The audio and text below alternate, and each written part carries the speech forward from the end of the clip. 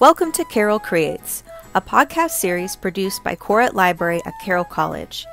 Stay with us as we talk with members of the Carroll community about something they have created, and we'll learn about their creative process.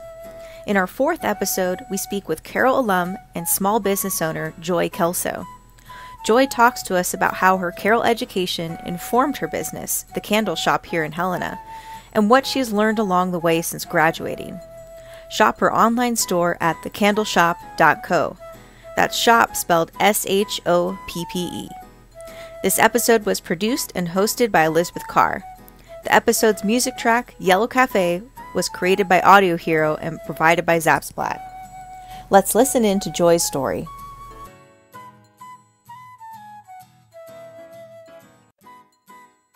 I'm here with Joy Kelso, owner of The Candle Shop and master candler, and recent graduate of Carroll College as of this month. Congratulations, Joy! Woo! So what was your major? What did you graduate with? I'm actually a theology major. My husband and I were both adult convert Catholics, so I decided to pick theology as it's something I was really interested in, and I loved it. That's my major, and then my minor was one of the minors on the list that we kind of downsized with things. But it worked out really well because I was able to slide the entrepreneurship certificate in the business department into my course of study kind of as my minor. So why don't you tell us a little bit about yourself, your company, and your products? My name is Joy Kelso. I own The Candle Shop. And this was actually my first job, is when I grew up in Southern Idaho. And in the mall, there was a lady making candles, and I was wandering around, and she's like, "You look crafty, you want a job?" And I was like, "Yes."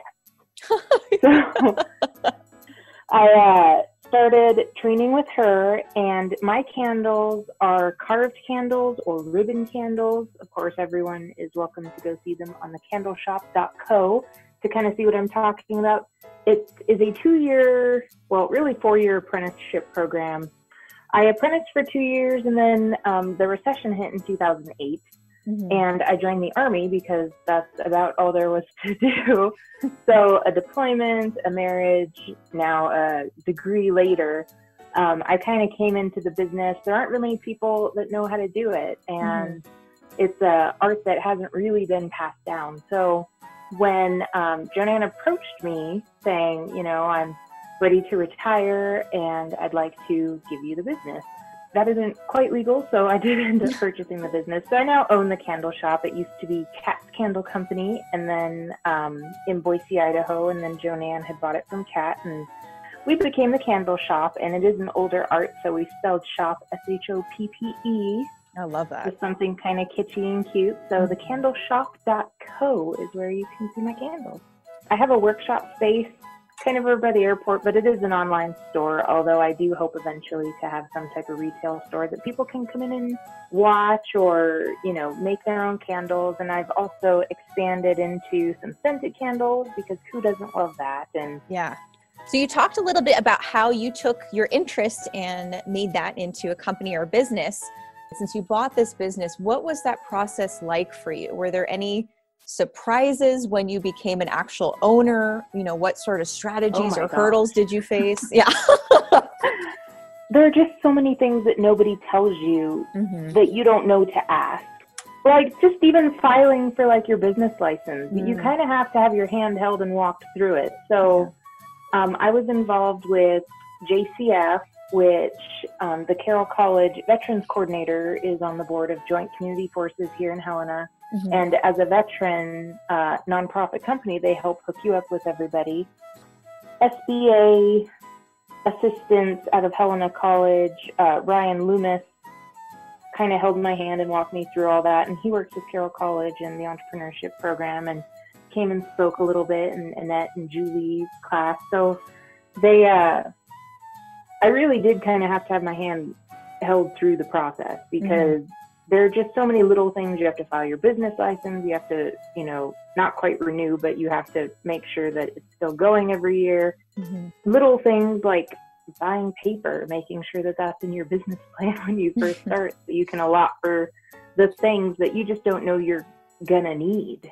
the entrepreneurship program and, the entrepreneurship class, Julia Moll's class kind of has you walk through all that, and that was immensely helpful. And I'm so lucky that I was able to not quite jumpstart my business immediately and be able to take these classes as I was doing it, because I learned all those little steps that kind of nobody tells you. Mm-hmm. But even then, like, you still have to kind of put your nose to the grindstone, figure out how stuff works, that type of thing.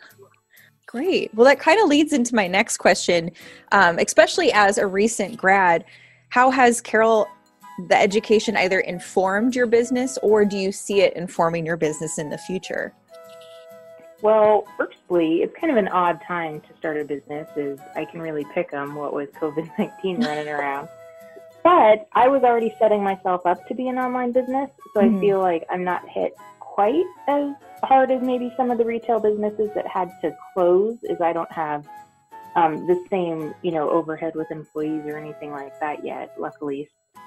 That being kind of my focus, and the professors kind of helping me figure out what that plan was from the beginning, did kind of inform what I'm doing. And I'm not alarmed. Like, one of the things we went over a lot of time was different trends and how people spend their money, and the waves that kind of come through. And even in the 2008 recession, that not forced, but kind of, pushed me over in the direction of joining the military, like, there were still things to do. And I think that's kind of encouraging, is in kind of those unsure times, being an artist is especially a tiny bit threatening, because people aren't spending as much money on that.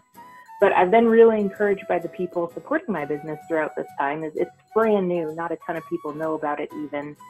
But I have people finding me online and getting candles, not just locally, but people who love the art and haven't seen it in a while. And I've been keeping pretty busy. So I'm very, thankful to kind of have that knowledge that I'm not alarmed. I'm not freaking out. I'm not, trying to go get every small business loan, in the world, because I don't know what's going to happen. Is I'm kind of slowing down and taking it as I kind of need to make it work for me. And it's working really well.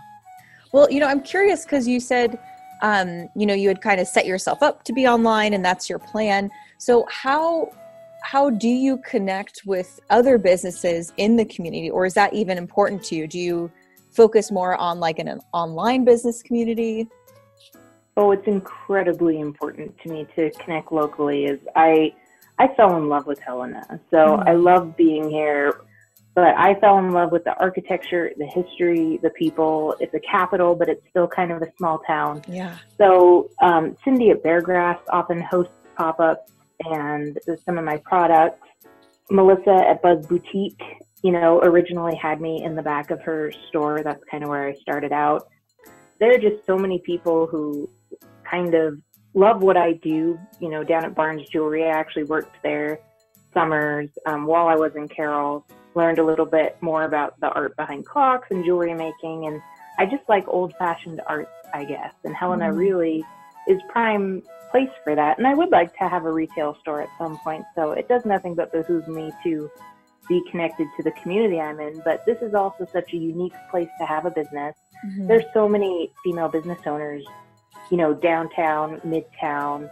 There are just so many really inspiring people that make it really easy, to own a business and feel like you're a part of things. And even in the artist community, it's not like people elbowing themselves, like Leah Capino down at the art space, teaching her classes, and the art galleries around here are just so appreciative of people coming in and loving what people do. It's just been the coolest environment. So how do you go about making those connections? Like, if you were somebody who just started their own business, what would be your advice for how to go out and meet these kind of amazing people? So it's kind of a shift you have to make, I think, to shopping locally and supporting each other. Because now I notice that I've really backed down from using Amazon and Walmart, because they're not going to get hit as hard. One, our small business owners kind of need our help, but there's so many amazing people that can help you in ways you don't even know yet by being, connected locally. So the last year of, being at Carroll, I got probably half my books at Montana Book Company, and Chelsea has made it real easy to, become a part of what's going on at her store. so inclusive and willing to let anybody, kind of come in and toss ideas around and share opinions. And I taught a bullet journaling class there, so that was super fun. Neat. When you kind of make the effort to shop, and be part of your local, kind of economy, there are so many amazing perks. People call me when they know, like, there are certain things I use for candles, or there are, things that I like to decorate with. So I collect brass candlesticks, and now a ton of people are like, hey, there's brass candlesticks over here. It is really cool to have so many people interested in you and your interests. And in a world that, is kind of going online, which I know I'm doing, but there's a different way of connecting with people that you never see that, is kind of becoming the norm. And one of the coolest things I think about living in Helena is the community that people still have face to face. Definitely. So let us know, how do you go about creating a new product? So my main product, the ribbon candles or carved candles, it's a 600-year-old German folk art.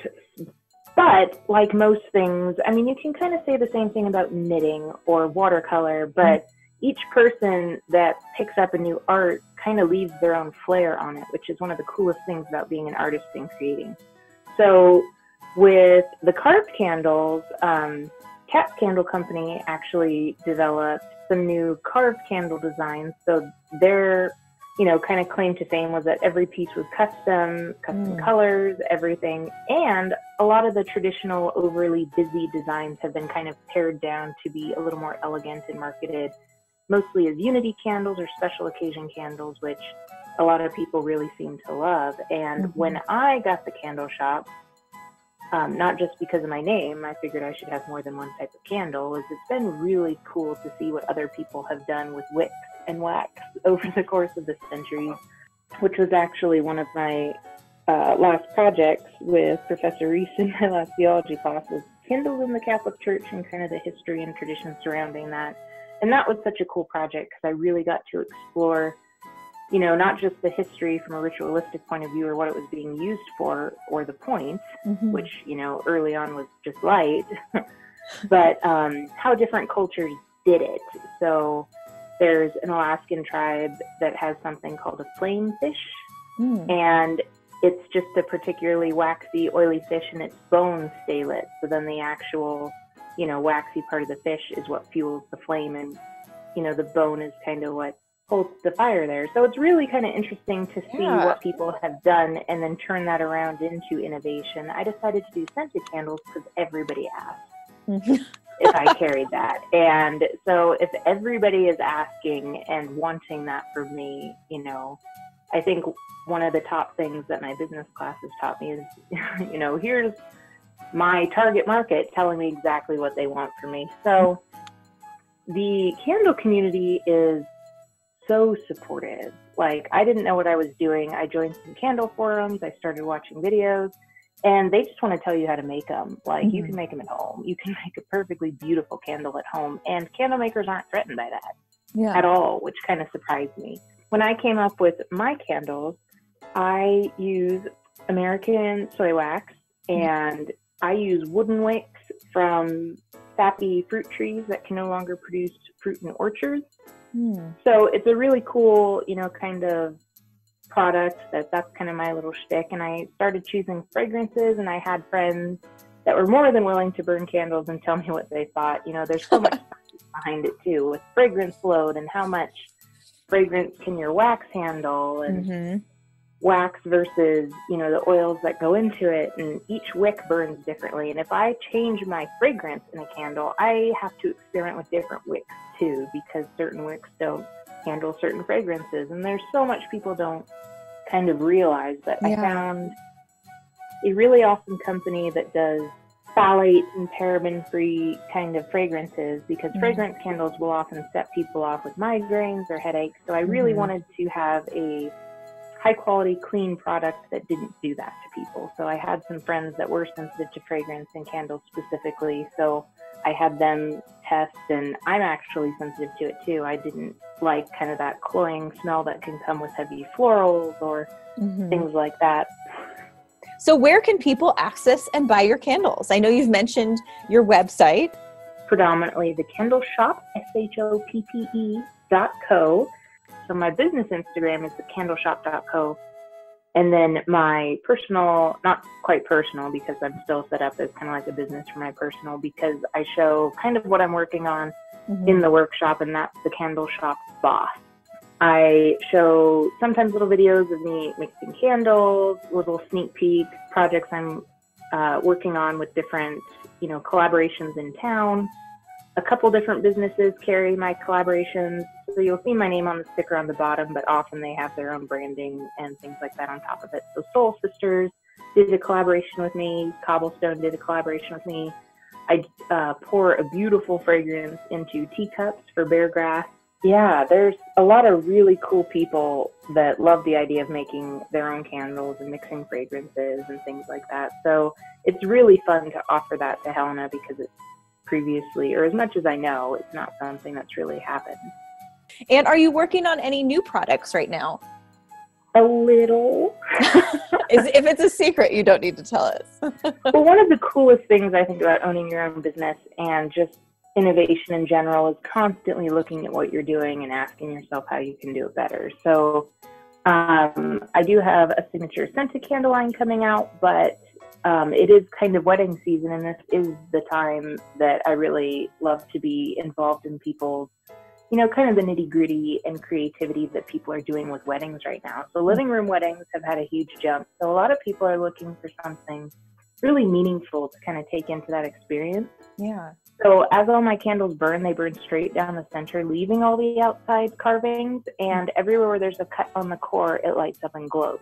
Oh, wow. So it becomes a really neat anniversary practice as well. So a lot of people getting married in their living rooms and planning eventually to have receptions and things like that, this is something that they can take with them to do that. And my husband and I light ours every anniversary, and we love doing it. Yeah. And it's just a really cool reminder, of the day that, you promised to love somebody. And I feel kind of like, kind of a little embarrassed, because it is, a very personal part of, our wedding ceremony that, of course, when I did it, Joanne carved my candle set, and I, have it here in the shop actually right now, but it's become something really meaningful and personal. And I know as I continue to have my business, it is part of my story, and, it'll be something that I really get used to saying. But right now it's just still that kind of little personal thing that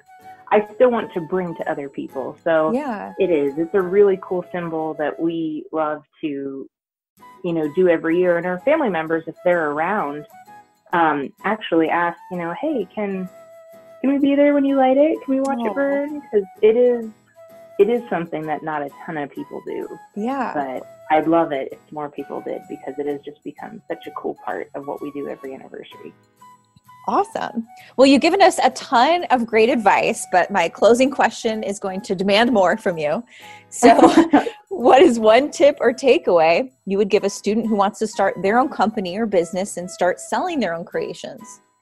One would be to really plug into the area that you're in. Even though I'm an online business, I still get a lot of local referrals, and I get a lot of people who know what I do here and, aren't afraid by my workshop space, thankfully. Yeah. And will come in and, pick out candle scents from other samples that I've got, because as I've collected samples, I have too many. So those are, easy fragrances to mix up. Or if they want one of the fragrances that I keep for my candle line, that's something too.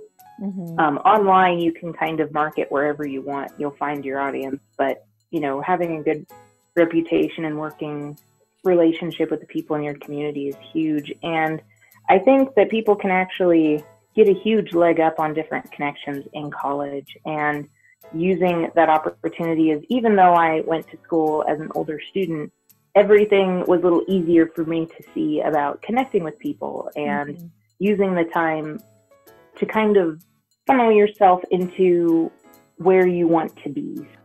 So the other thing is there's so many resources, at Carroll specifically, and Carroll being kind of the tight-knit community that it is, liberal arts Catholic college, is really probably one of the best, experiences in the last, 4 years. I mean, even the library, like, not only do I have friends in you and Heather, the other people that I've met working there, is there are so many things that you have access to, not just at the library as far as like databases, but the people that are really willing to help you get where you want to go.